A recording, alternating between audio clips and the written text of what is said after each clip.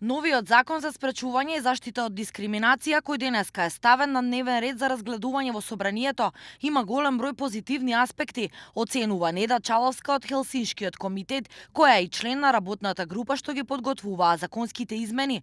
Чаловска очекува дека до крајот на месецот собранието конечно ќе го изгласа новиот закон, бидејќи како што вели долго се работело на измените, а најзначајните промени се однесуваат на делот на основите на дискриминацијата и положбата на Комисијата за заштитата од дискриминација, како и за јакнување на правата на ЛГБТ заедницата. Имаме позитивни промени во делот на заштитата од дискриминација, за јакнување на надлежностите на Комисијата за заштита од дискриминација, кои што нема додат само во насока за заштита, туку и за промоција на правото и принципот на еднаквост. Имаме можност здруженијата на граѓани конечно да можат за поголема група на граѓани да поведат постапка, и што е особено важно, имаме за јакнување на критериумите за избор на членовите на Комисијата за заштита од дискриминација, и се надеваме дека конечно ќе обезбеди непартиски влијание и конечно ќе можеме да видиме експерти кои што се залагаат долги години за ранливите и маргинализирани групи во државава.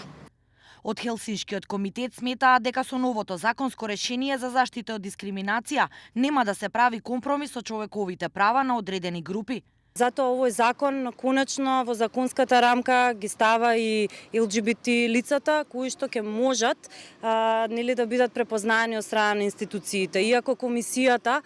досега постапуваше по нивните представки и имаме и некои позитивни одлуки, сепак тие се чувствува исклучени. Сега законот е инклузивен. Сега и како здруженија на граѓани ќе можеме да поведеме постапки, затоа што претходно имавме законска пречка, затоа што е навистина од јавен интерес сите да бидеме заштитени. Како една од најголемите придобивки во новите законски решенија според организациите кои се борат за заштита на човековите права, но и според Венецијанската комисија, е можноста за тужба за заштита од дискриминација од јавен интерес, позната како Актио Популарис.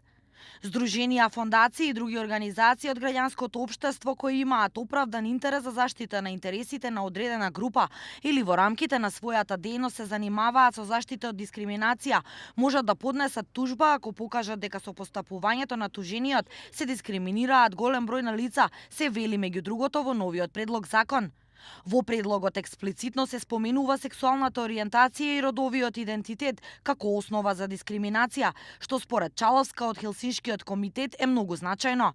Со новото законско решение, меѓу другото, лицата кои сметаат дека претрпеле дискриминација можат да поднесат представка до комисијата, писмено или усно на записник, без обврска за плаќање на такса и друг надомест. Лицето кое смета дека е дискриминирано може да поднесе тужба пред надлежен граѓански суд, а значајни се и промените во однос на дефинирањето кое е усогласено со меѓународните стандарди, сметаат граѓанските организации.